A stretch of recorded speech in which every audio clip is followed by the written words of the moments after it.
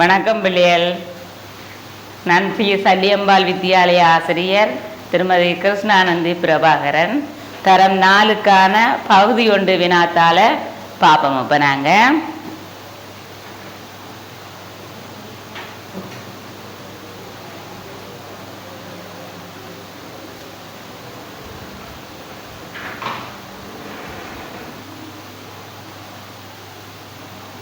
பிள்ளைகள் இப்போ வினாத்தாள் 1 முதலாவது வினாவை பார்ப்போம். மிகச் சரியான விடையை தெரிவு செய்து அதன் கீழ் கோடிடுக. கீழே தரப்பட்டுள்ள சொற்களுக்கு பொருத்தமான விடையை தெரிவு செய்யுங்கள். இப்போ இதில் பார்ப்போம், நாங்கள் மிகவும் பொருத்தமான விடையை நாங்கள் தெரிவு செய்யணும். இல்லை பாருங்க, காற்று, துளை, இனிமை, இந்த 3க்கும் பொருத்தமான விடை ஒன்று இந்த 3 விடையில இருக்கும். அதில் பார்ப்போம். முதலாவது பாருங்க, வீணை. வீணை காற்று கருவி அல்ல, அது ஒரு நரம்பு கருவி. அப்ப காற்றுன்றது அதுல வராதபடியா அந்த விடை வராது. 2வது பாப்பம், உடுக்கு. உடுக்கு தோற்கருவி. அப்ப உடுக்கும் அதற்குரியதாக வராது, காற்று முதலாவதாக வந்திருக்கு. நாதஸ்வரத்தை பாருங்க, அது காற்று கருவி, துளை இருக்குது, இனிமை இருக்குது. இந்த 3 விடைக்கும் இந்த இனிமை என்றது பொருந்தும். ஆனா 3ம் பொருத்தமானதாக அமைகிறது 3வது விடை. அப்ப முதலாவதுக்குரிய சரியான விடை 3வது. 2வது வினாவுக்கு போவோம். 2வது வினாவை பாருங்க பிள்ளைகள். இதுல பலகை, அழுத்தம், பளபளப்பு, இந்த 3க்கும் பொருத்தமானதாக ஒரு விடை இருக்கும். அந்த விடை என்னன்னு சொல்லி பார்ப்போம். பலகை என்னக்குள்ள வால் பலகை வராது, சாந்தகப்பை வராது, சீவுளி பலகையால செய்யப்பட்டது. பலகை, அழுத்தம், பளபளப்பு, இந்த 3க்கும் பொருத்தமானதாக அமைகிற விடை 3வது விடை. அப்ப 2வதுக்குரிய சரியான விடை 3வது விடை. இப்ப 3வது வினாவுக்கு போவோம். வெற்றிடத்திற்கு பொருத்தமான படத்தை தெரிவு செய்க. இந்த வெற்றிடத்துல வர வேண்டிய பொருத்தமான படத்தை நாங்க தெரிவு செய்வோம். பாருங்க, இதுல முதலாவது படத்தை பாருங்க. நாங்க இப்படி வெற்றிடங்கள் வந்தா என்ன செய்ய வேணுமெண்டா, உங்களோட பேப்பர்கள்ல இருக்கக்குள்ள நீங்க ஒவ்வொரு விடையா கொண்டு அதுக்கு கீறி பார்க்கலாம். அப்ப நாங்க இப்ப முதலாவது விடையை கொண்டு போய் பார்ப்போம். இப்ப பாருங்க, முதலாவது விடையை அதுல கொண்டு போட்டு பார்த்தோம்டா, அதுல அம்புக்குறியும் இருக்குது, ஒரு வட்டம் ஒன்றும் உள்ளுக்குள்ள சுத்தின மாதிரி இருக்குது. அந்த வட்டத்துல பாருங்க, அந்த முக்கால் 3 பகுதிக்கும் கால் காலாக பிரிக்கப்பட்ட 3 பகுதியும் நிறந்தீட்டப்பட்டிருக்கு. இங்கால வார அந்த கால் பகுதியிலையும் அந்த நிறந்தீட்டப்பட்டது வர வேணும். அதே மாதிரி இதுல பாருங்க, நிறந்தீட்டப்பட்டிருக்கு, அம்புக்குறியும் அதே மாதிரி சரியாக வந்திருக்கு. நாங்க இதற்கு 2வது விடையும் இருக்கா பார்ப்போம். இப்ப பாருங்க, 2வது போட்டதுக்குள்ள பார்த்தோம்டா அம்புக்குறி நிறந்தீட்டப்பட்டிருக்குது, அம்புக்குறி ஒரு சைட்டுக்கு போயிட்டு. அப்ப அந்த விட வராது. இனி நாங்க 3வது விடையையும் அதற்கு சரியா வருதான்னு பார்ப்போம்.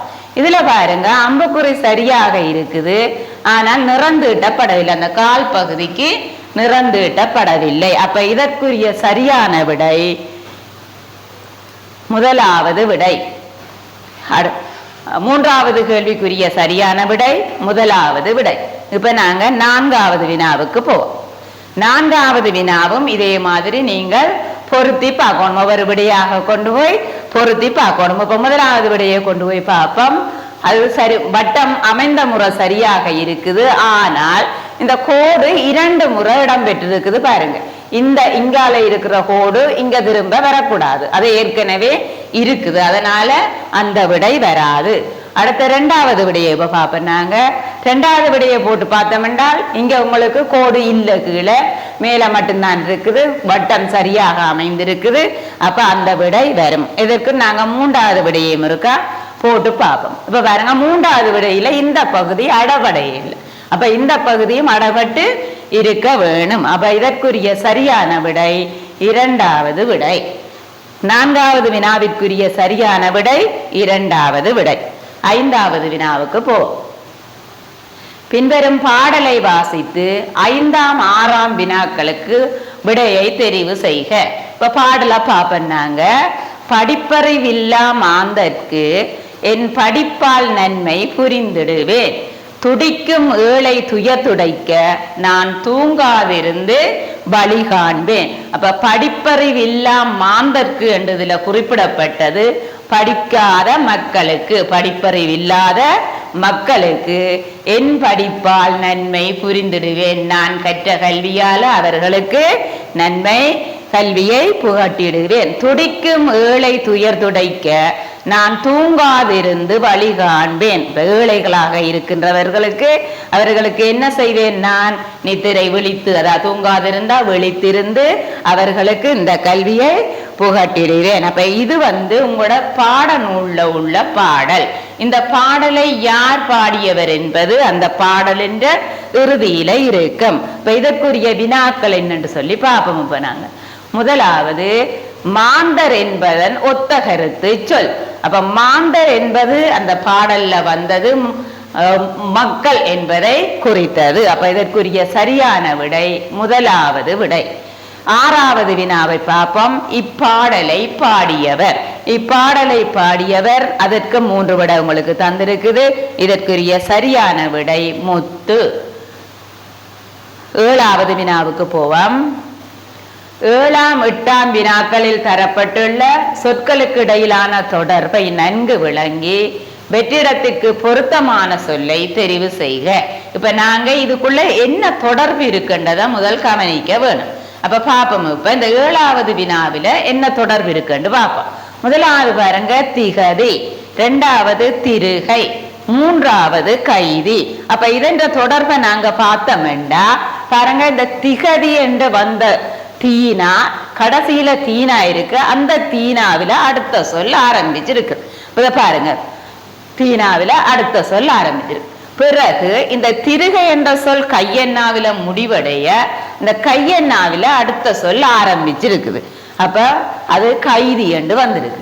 இப்ப கைதி என்ற சொல் தீனாவில முடிஞ்சா அடுத்த சொல் தீனாவில ஆரம்பிக்க வேணும். அப்ப இந்த தீனாவில ஆரம்பிக்கின்ற சொல் இதுல வருதான்னு பார்ப்போம். முதலாவது கைக்கடிகாரம், 2வது திருப்பம், 3வது கத்தி. அப்ப இதற்குரிய சரியான விடை 2வது விடை. அடுத்த வினாவுக்கு போவோம். 8வது வினா சாக்கு, சிறகு, சீவுளி. இந்த 3 சொற்கள்லையும் என்ன தொடர்பு இருக்கின்றத பார்ப்போம். பாருங்க, இது அதே இறுதியில முடிகிற எழுத்து ஆரம்பிச்சது. ஆனா இதுல அதன் மாதிரி வர இல்லை. அப்ப இது அகர வரிசைப்படி வந்திருக்குது. பாருங்க, சாக்கு அடுத்தது சிறகு, சாவண்ணாவுக்கு அடுத்த எழுத்து சீனா. பிறகு பாருங்க சிறகு சீவுளி என்று வந்திருக்கு. அப்ப சீனாக்கு அடுத்த எழுத்து சீவுளி. அப்ப சாவண்ணா சீனா சீயண்ணா வந்தபடியா அடுத்த எழுத்து என்ன வர வேணும்? சூனா வர வேணும். அப்ப சூனாவில ஆரம்பிக்கின்ற சொல் என்னன்னு பார்ப்போம். சாதகம், சீப்பு, சுளகு. அப்ப இதற்குரிய சரியான விடை சுளகு. 8வது வினாவிற்குரிய சரியான விடை சுளகு. 9வது வினாவுக்கு போவோம். ஒரு வட்ட வடிவான 3 கால் மேசையை சுற்றி 6 கதிரைகள் காணப்பட்டன. மொத்த கால்கள் எத்தனை? வட்ட வடிவமான மேசைக்கு 3 கால்கள், அதனை சுற்றி 6 கதிரைகள் காணப்பட்டன. உங்களுக்கு தெரியும், ஒரு கதிரைக்குரிய கால் 4. அப்ப 6 கதிரை என்று சொல்லி சொன்னா 6 கதிரைக்கும் எத்தனை கால் வரும்? 6 4 24 கால்கள் வரும். அதனோட நாங்க என்ன செய்ய வேணும்? இந்த மேசைக்கு 3 கால்கள் இருக்குது. அப்ப என்ன செய்வோம்? 24ஓட இந்த 3ஐயும் கூட்டினோம்டா என்ன வரும்? 27. அப்ப இந்த வினாவிற்குரிய சரியான விடை 2வது விடை 27. அப்ப 9வது வினாவிற்குரிய சரியான விடை 2வது விடை. 10வது வினாவுக்கு போவோம். காலை 6 மணிக்கு எழும்பிய குமார் ஒரு மணத்தியாலத்தின் பின் பாடசாலைக்கு செல்ல புறப்பட்டார். அவன் புறப்பட்ட நேரத்தை காட்டும் கடிகார முகம் எது? இப்ப பாருங்க, 6 மணிக்கு எழும்பிய குமார் ஒரு மணத்தியாலத்திற்கு பிற்பாடு பாடசாலைக்கு செல்கின்றான். இப்ப உங்களுக்கு கடிகாரம் பற்றி படிச்சிருப்பீங்க. கடிகார முகத்தில் இருக்கின்ற இலக்கங்கள் தெரியும். 12 இலக்கங்கள் இருக்கும்.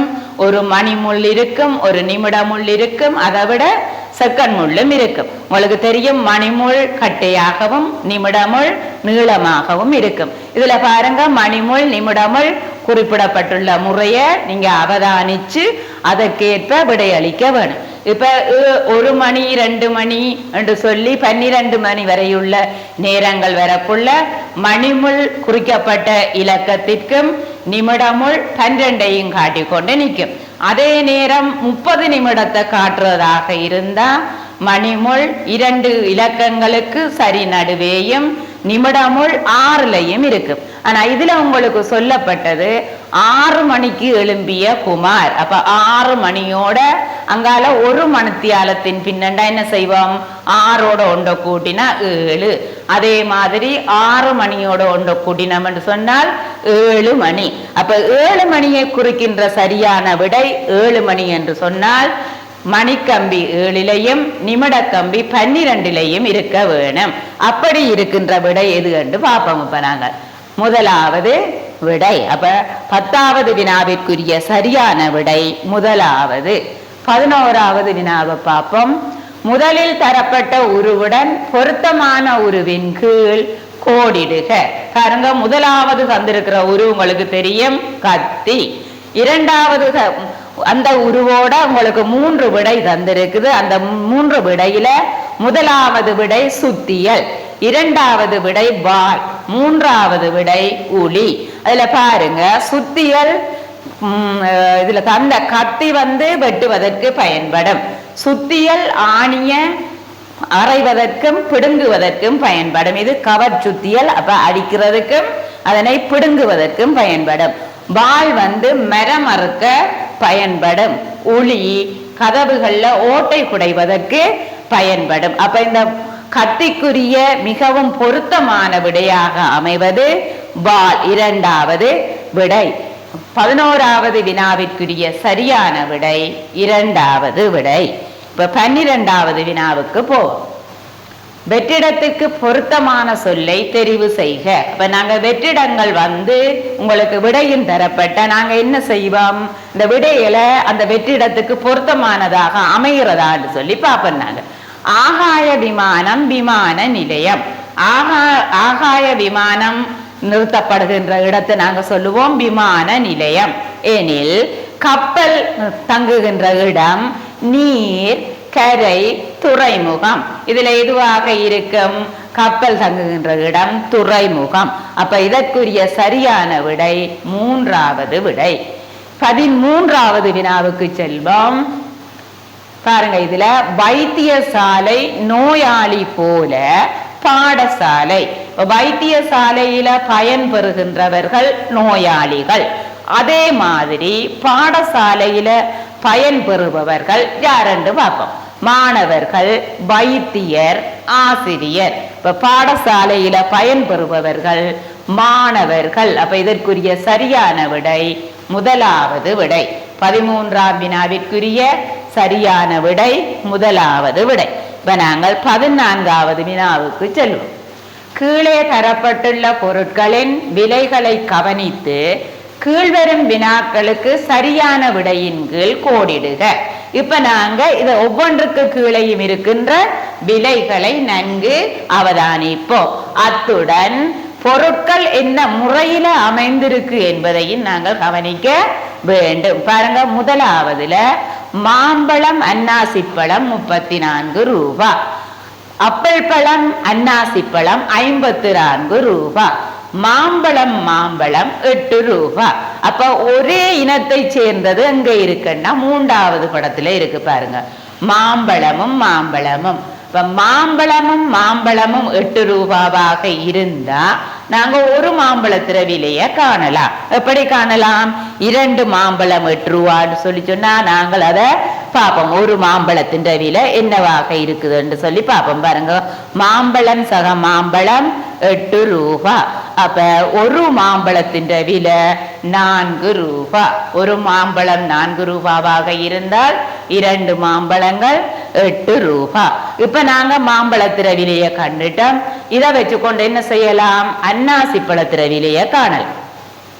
அப்ப அன்னாசி பழத்திர விலைய என்னண்டு காண்றேன்னு சொல்லி பார்ப்போம்.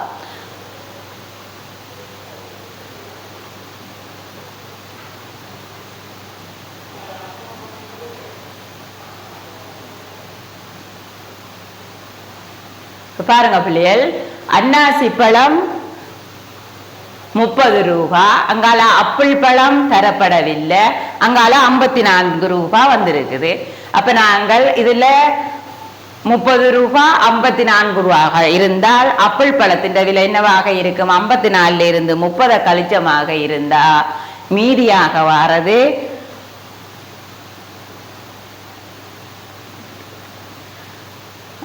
இப்ப நாங்கள் அன்னாசி பழத்திர விலை கண்டுட்டோம். அப்பிள் பழத்திர விலை, அன்னாசி பழத்தின் விலை 30 ரூபாயாக இருந்தால் இதுல இருந்து 30 கழிச்சமெண்டா இது 24 ரூபாவாக இருக்கும். அப்ப அப்பிள் பழம் ஒன்றின் விலை என்னவாக இருக்கும்? ரூபா 24.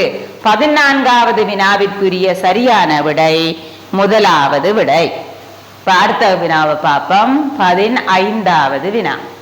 15வது வினாபம், மாம்பழம் ஒன்றினதும் அப்பிள் பழம் ஒன்றினதும் விலை யாது?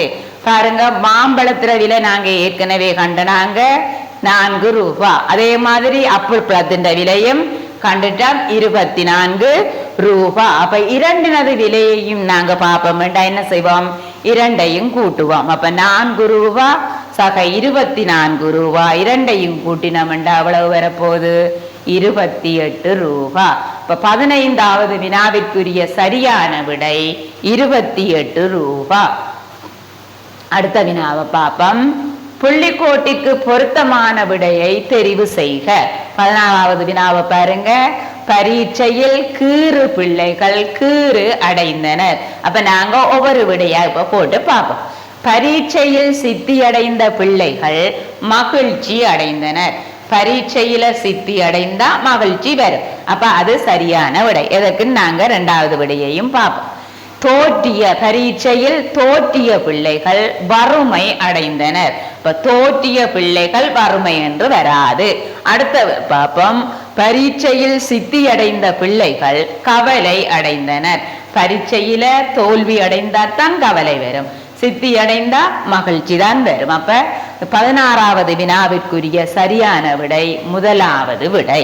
இப்ப நாங்க 17வது வினாவுக்கு போவோம்.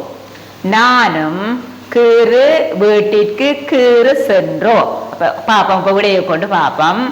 நானும் நீ வீட்டிற்கு விரைவாக சென்றோம். நீ என்றா சென்றாய் என்று வரணும். இங்க சென்றோம் என்று வந்திருக்கு. அப்ப அந்த விட வராது. நானும் அவன் வீட்டிற்கு தாமதமாக சென்றோம். நானும் அவன் என்ற குல என்னென்று வருங்க? சென்றாய் என்று வரணும்.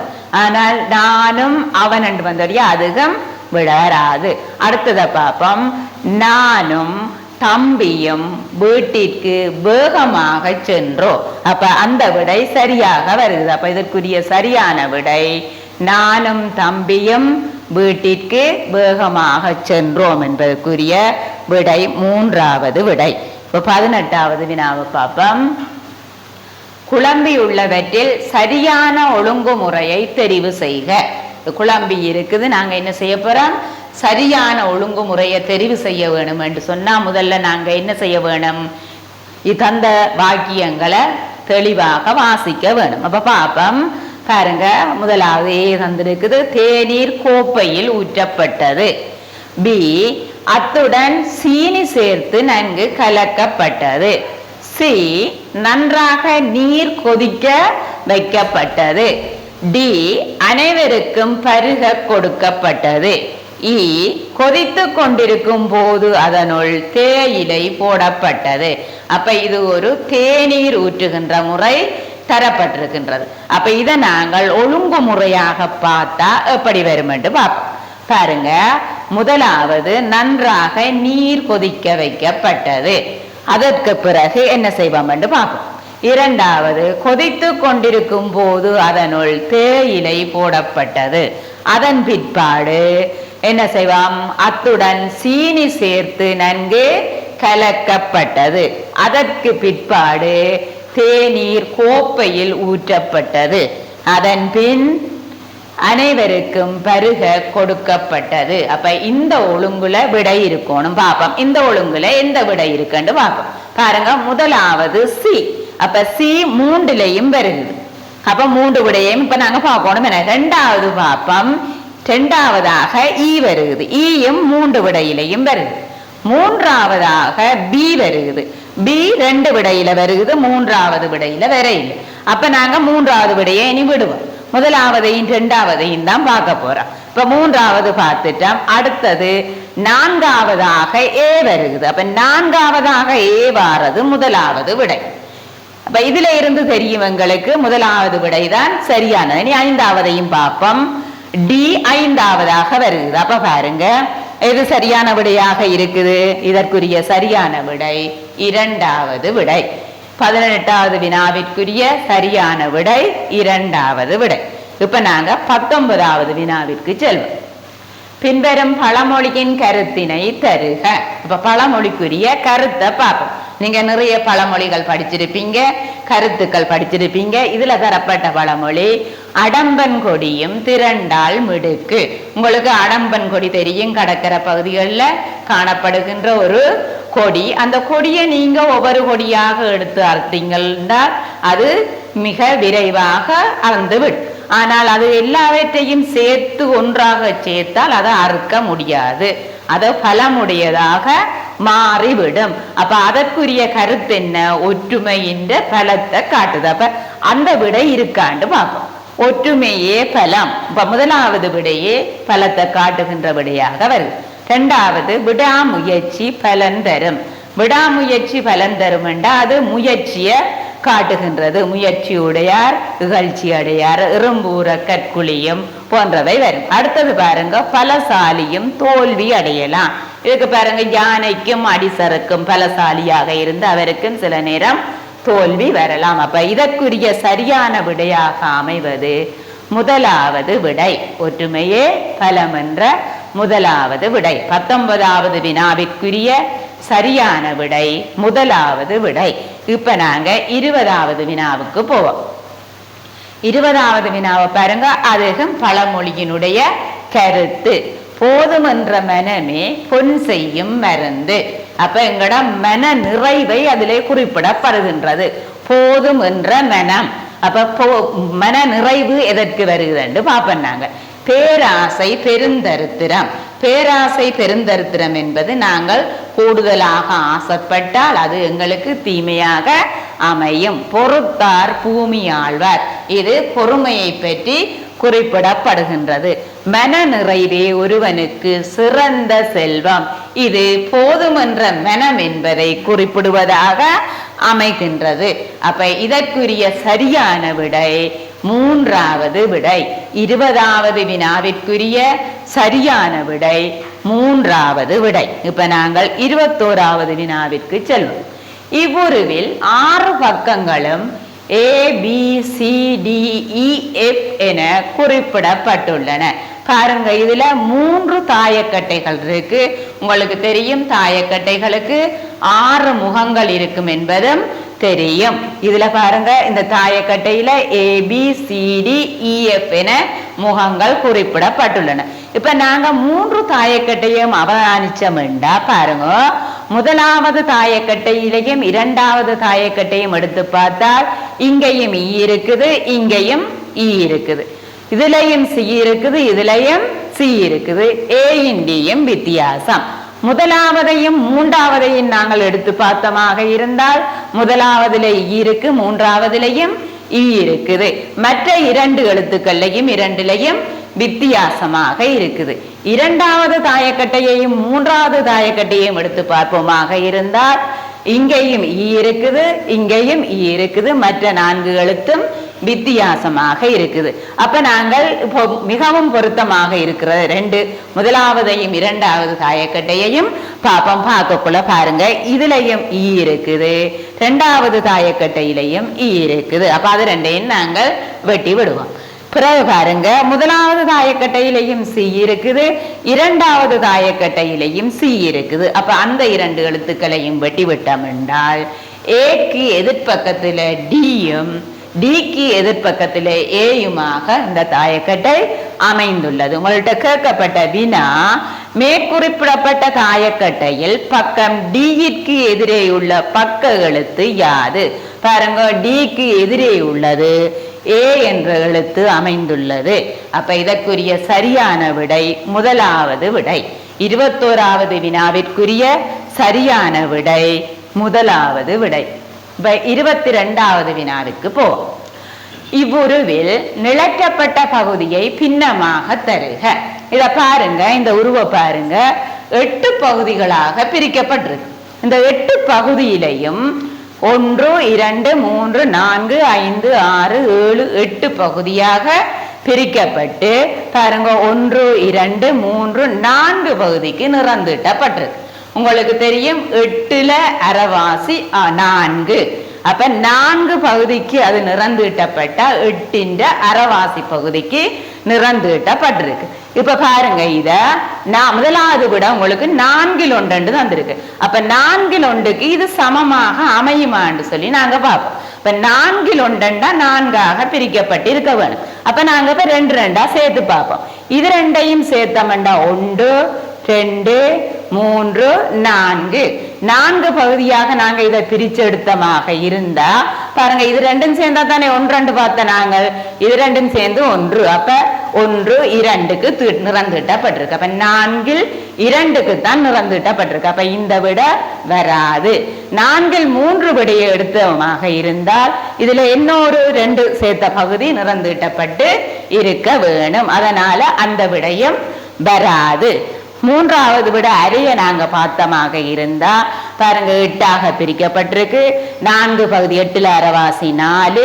அப்ப அரை பகுதிக்கு நிறந்திட்டப்பட்டு வரியா, அதற்குரிய விடை அரை. இந்த படத்தை நான் இங்கால போட்டு காட்டியிருக்கிறேன் பாருங்க.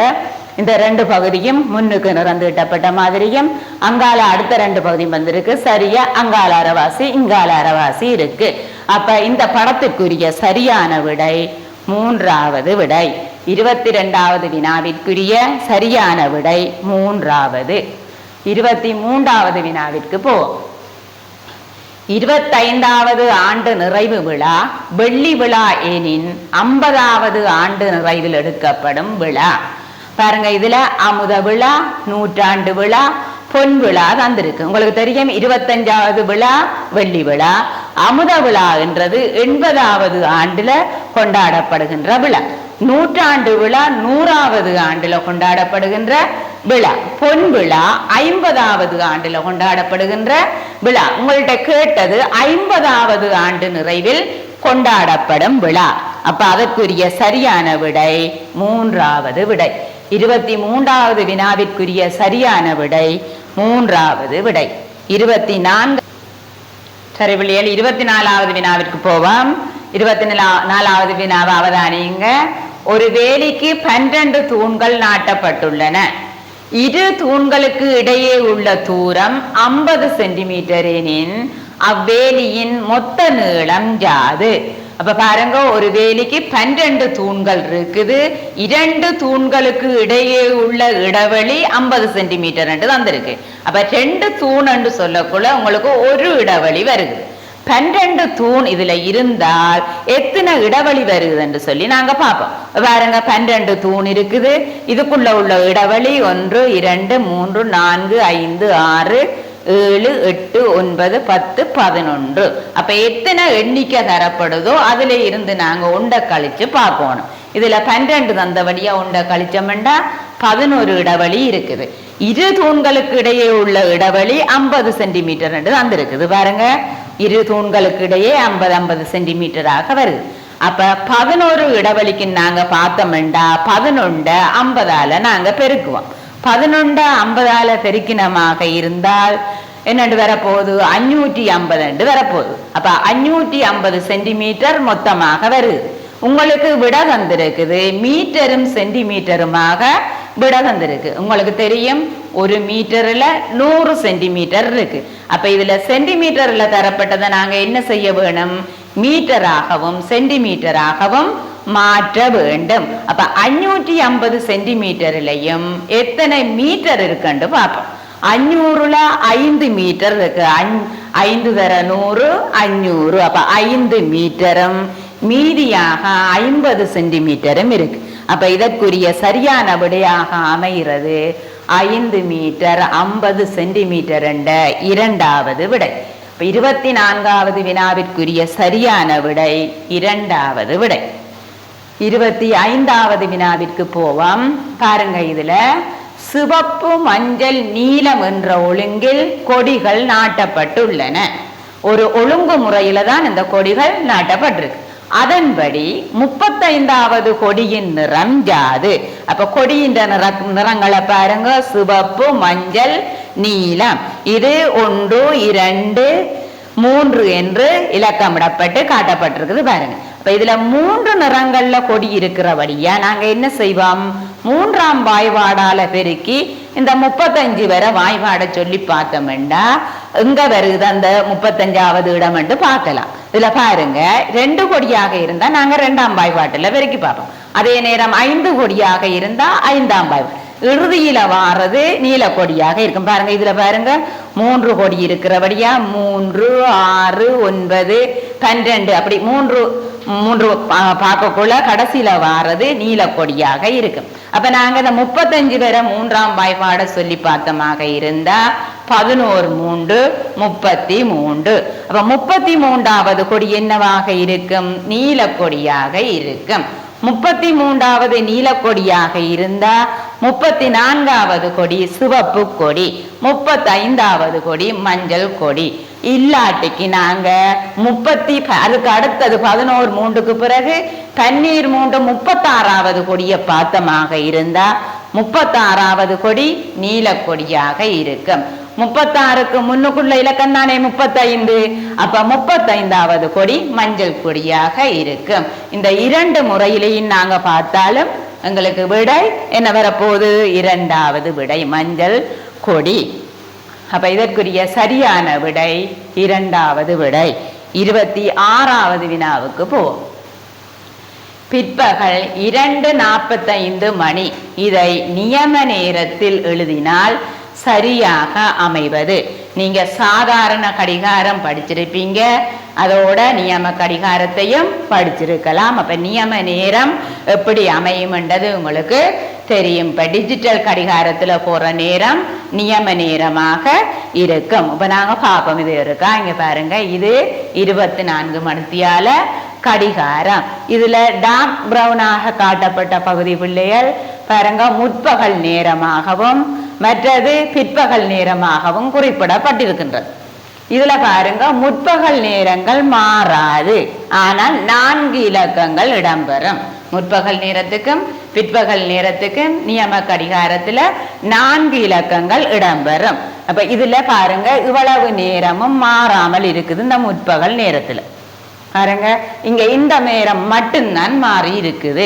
அதே மாதிரி பிற்பகல் நேரத்துல பாருங்க இந்த 12 மணியில இருந்து இந்த 12 மணி 59 நிமிடம் வரையான நேரம் மாறாமல் இருக்க ஏனைய நேரங்கள் மாறும். பிற்பகல் நேரத்துல மிகுதியாக உள்ள நேரங்கள் மாறும். பாருங்க இதுல 13 1 மணி என்றது 13 மணியாக மாறி இருக்குது. அதே மாதிரி 2 மணி 14 மணி 3 மணி 15 மணியாக இந்த ஓர்டர்ல அப்படியே மாறிக்கொண்டு போயிருக்கு. அப்ப உங்கள்கிட்ட கேட்டது 2 மணி 45 நிமிடத்தை நியம நேரத்துல தர சொல்லி. அப்ப 2 மணி 45 நிமிடம் என்பது இங்க பாருங்க 14 மணியாக வந்திருக்கு. 45 நிமிடம் 45ஆகவே வரும். அப்ப பாப்போம் நாங்க இதற்குரிய சரியான விடை எதென்று பார்ப்போம். இதற்குரிய சரியான விடை 2வது விடை 14 மணி 45 மணித்தியாலம். 26வது வினாவிற்குரிய சரியான விடை 2வது விடை. இப்ப 27வது வினாவிற்கு போவோம். ஒரு முற்றத்தில் ஒரு ஆடை உலர்வதற்கு 8 நிமிடம் எடுக்குமாயின் அதே முற்றத்தில் 10 ஆடைகள் உலர்வதற்கு எத்தனை நிமிடம் எடுக்கும்? அப்ப பாருங்க ஒரு முற்றத்துல உங்களோட அம்மா அப்பா வீட்டுல உடுப்பு காய போடுவா. அப்ப உடுப்பு காய போடக்குள்ள ஒரு ஆடைய உலர்த்துற அதே நேரம் ஏனைய ஆடைகளையும் இன்னும் ஒரு 10 ஆடையை அதோட சேர்த்து போடுறோம். அப்படி சேர்த்து போட்டோம்டா என்ன நடக்கும்? 8 நிமிடத்துல ஒரு ஆடை உலர்ந்துண்டா 10 ஆடையும் என்ன செய்யும்? 8 நிமிடத்துல உலர்ந்து விடும். அப்ப இதற்குரிய சரியான விடையாக அமைவது முதலாவது விடை 8 நிமிடம். 27வது வினாவிற்குரிய சரியான விடை முதலாவது விடை. 28வது வினாவிற்கு போவோம். பாருங்க, பிராணிகள் தாவர உண்ணி, சிங்கம் இத்தொடர்பை காட்டும் உரு. இப்ப பிராணிகள் என்றதுக்கு உங்களுக்கு தெரியும், தாவர உண்ணி, மாமிச உண்ணி, ஊனுண்ணி என 3ஆக பிரிக்கப்பட்டிருக்கு. இதுல உங்களுக்கு தந்திருக்கிறது பிராணிகள் என்றதுக்குள்ள, அந்த பிராணிகள் என்ற உள்ளடத்துக்குள்ள தாவர உண்ணி வருகுது. தாவர உண்ணியில உங்களுக்கு தெரியும் ஆடு மாடு போன்றவை தாவர உண்ணிக்க வரும். சிங்கம் என்றது மாமிச உண்ணியில ஒன்றை தரப்பட்டிருக்கின்றது. அப்ப இதுக்குரிய சரியானதாக எது அமைதுன்னு பார்ப்போம். பாருங்க, முதலாவது விட பிராணிகள் என்ற வட்டத்துல தாவர உண்ணி 2ஆவதாகவும் அதுக்குள்ள சிங்கம் அடங்குற மாதிரியும் இப்ப அது பிழையான விடை. தாவர உண்ணிக்குள்ள சிங்கம் அடங்காது. அப்ப முதலாவது விடை வராது. 2வது விடையை பார்ப்போம். பிராணிகள் என்றதுக்குள்ள தாவர உண்ணி வேறையாக கொஞ்சம் பெரிய வட்டமாகவும் மாமிச உண்ணியில சிங்கம் என்றது சிறிய வட்டத்திலேயும் காட்டப்பட்டிருக்கின்றது. அப்ப இது சரியாக அமையும். 3வது விடையை பாருங்க, பிராணிகள் என்றதுக்குள்ள தாவர உண்ணி, அங்கால மாமிச உண்ணி, பிறகு அது 2 அனைத்தையும் என்ற மாதிரியும் அதுக்குள்ள போட்டு காட்டியிருக்கு. அப்ப இதுக்குரிய சரியான விடை 2வது விடை. 28வது வினாவிற்குரிய சரியான விடை 2வது விடை. 29வது வினாவிற்கு போ. முகம் பார்க்க கண்ணாடியில் பார்க்கும் போது மாற்றமின்றி தோன்றும் உரு எது? பாருங்க, இந்த உருக்களை நாங்க முகம் பார்க்க கண்ணாடியில பார்க்கக்குள்ள மாற்றம் இல்லாம தோன்றது என்றா 2 பக்கமும் ஒரே மாதிரி இருந்தா தான் அது மாற்றம் இல்லாம தோன்றும். நீங்க சில எழுத்துக்களை ஆங்கில எழுத்துக்கள்ல தமிழ் எழுத்துக்கள்ல சில எழுத்துக்களை பார்த்திருப்பீங்க, மாற்றம் இல்லாம வரும். தமிழ்ல பானா மாற்றம் இல்லாம வரும். அதே மாதிரி ஆங்கிலத்திலே ஏ ஐ போன்ற எழுத்துக்கள் மாற்றம் இல்லாமல் அதே எழுத்தாக தெரியும். அதே மாதிரி நீங்க போய் உங்களை கண்ணாடியில பார்த்தீங்களாக இருந்தா உங்களோட உருவம் அதே மாதிரி தான் தெரியும். ஏனென்றா உங்களோட இடப்பக்கம் வலப்பக்கம் ஒரே மாதிரி இருக்கு. ஆனா இப்ப உச்சி பிரிச்ச ஆண்கள் போய் அதுல பார்த்தா கன்னத்துல உச்சி இருந்தா அது மற்ற பக்கத்துல தெரிய மாதிரி இருக்கும். இத பாருங்க, இந்த உருவ பாருங்க. இப்ப கண்ணாடியில தெரிகிற முறைய போட்டிருக்கோம் பாருங்க. இங்கால நிறந்தீட்டப்பட்டபடியா இது இந்த பக்கம் தெரியுது. இத பாருங்க, இது 3க்கும் நிறந்தீட்டப்பட்டது அதே மாதிரியே தெரியும். இதுல பாருங்க, இங்கால உள்ளது இங்காலையும் இங்கால உள்ளது இங்காலையும் வந்திருக்கு. அப்ப இதுல முகம் பார்க்கும் கண்ணாடியில பார்க்கக்குள்ள மாற்றமின்றி தெரிகிறது 2வது விடை. 29வது வினாவிற்குரிய சரியான விடை 2வது விடை. இப்ப நாங்க 30வது வினாவை பார்ப்போம். இப்ப பாருங்க, இதுல 3 படங்கள் தந்திருக்கு. இதுவும் அதே மாதிரி வினாத்தான். இதையும் பாருங்க, பார்க்கக்குள்ள என்ன மாதிரி தோன்றுது பாருங்க. இதுல இப்படி நிறந்துட்டப்பட்டிருந்தது இங்கால மாறி வந்திருக்கு. இங்க பாருங்க, இது முழுமையாக அப்படியே நிறந்துட்டினபடியா அதே மாதிரி இருக்கு. இது இப்படி போன்றது இங்கால பக்கத்துல மாறி வந்திருக்கு. அப்ப இதுலயும் சரியான விடை 2வது விடை. 31வது வினாவுக்கு போ. பையொன்றில் சிவப்பு நிற பந்து 2ம் நீல நிற பந்துகள் 5ம் காணப்பட்டன. ஒரு பையில சிவப்பு நிறத்துல 2 பந்து இருக்கு, நீல நிறத்துல 5 பந்து இருக்கு. அவற்றுள் நீல நிற பந்தை எடுக்க பையனுள் எத்தனை தடவை கை போடப்பட வேண்டும்? அப்ப பாருங்க, சிவப்புல 2 தான் இருக்கு. அப்ப நாங்க சிலவளை எடுக்கக்குள்ள இந்த பையில இருந்து சிலவளை நாங்க பந்தை எடுக்கக்குள்ள முதல்ல வார 2ம் சிலவளை சிவப்பு நிறமாக வரலாம். ஆனா நாங்க 3வது எடுத்தா அங்கால சிவப்பு நிறம் இல்லை. அப்ப 3வது எடுக்கக்குள்ள கட்டாயம் நாங்க நீலத்தை தான் எடுப்போம். அப்ப நீல நிற பந்தை எடுக்க பையில எத்தனை தடவை நாங்க கை போட வேண்டும்? 3 தடவை போட வேண்டும். 31வது வினாவிற்குரிய சரியான விடை 2வது விடை.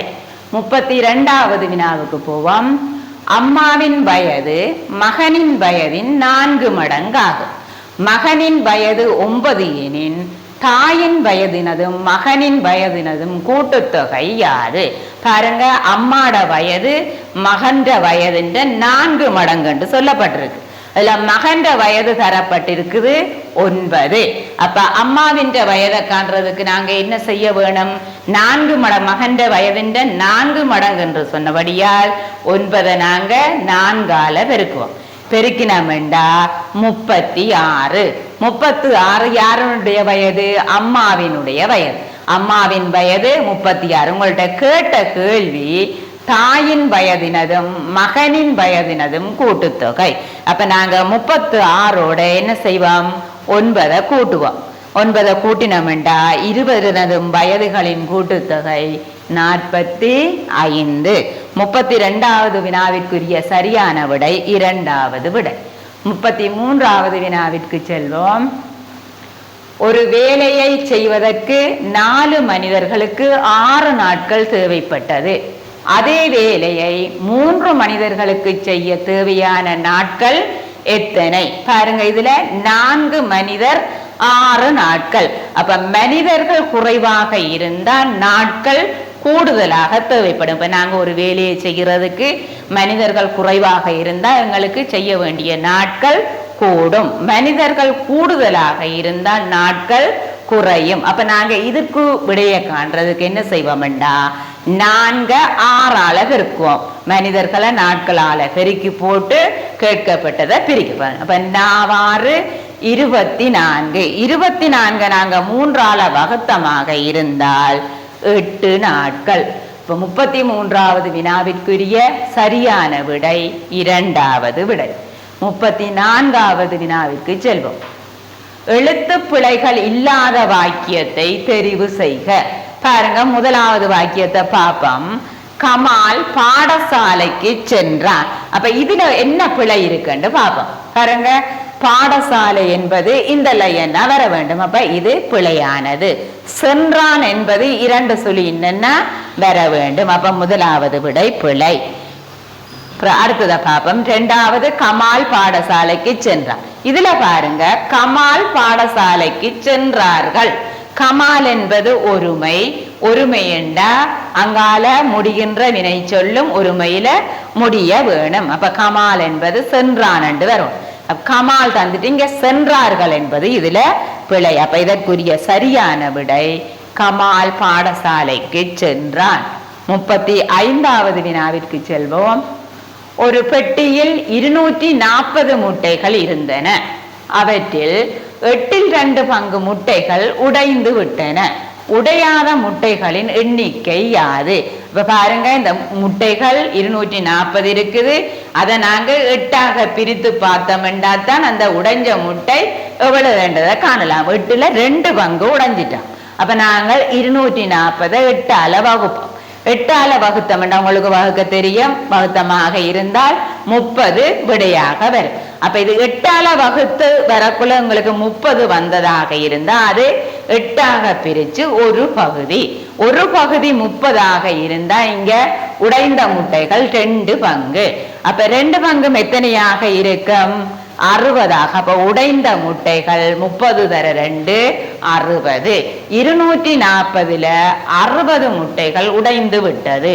அப்ப மீதியாக உள்ளதுதான் உடையாத முட்டைகள். உங்கள்கிட்ட கேட்ட கேள்வி உடையாத முட்டைகளின் எண்ணிக்கை. அப்ப நாங்க என்ன செய்வோம்? 240ல இருந்து இந்த 60 கழிச்சோம்டா 180. இதை இன்னொரு முறையிலையும் நாங்கள் பார்க்கலாம். உடைந்த முட்டைகள் 8ல் 2 பங்குண்டா 8ல் 2 போனா மிச்சம் 6 பங்கு இருக்குது. உங்களுக்கு தெரியும் 2 பங்கு இங்க 60 வந்திருக்கு. 1 பங்கு 30. அப்ப 1 பங்கு 30ஆக இருந்தா 6 பங்குக்கு நாங்கள் 30 6ஆல பெருக்குவோம். பெருக்கினோம்டா 3 6 18. அப்ப 180 விட வேற மாதிரி எது ஈஸியான முறையோ அதுல நாங்கள் செய்து கொள்ளலாம். அப்ப இதற்குரிய சரியான விடை 3வது விடை. 35வது வினாவிற்குரிய சரியான விடை 3வது விடை.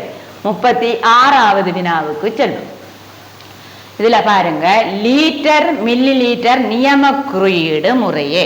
நீங்க ஒவ்வொன்றுக்கும் நியம குறியீடுகள் பற்றி படிச்சிருப்பீங்க. மீட்டருக்கு எம் என்றும், சென்டிமீட்டருக்கு சிஎம் என்றும், லீட்டரை எல் என்றும், மில்லி லீட்டரை எம்எல் என்றும், கிலோகிராம கேஜி என்றும், கிராம ஜி என்றும் படிச்சிருப்பீங்க.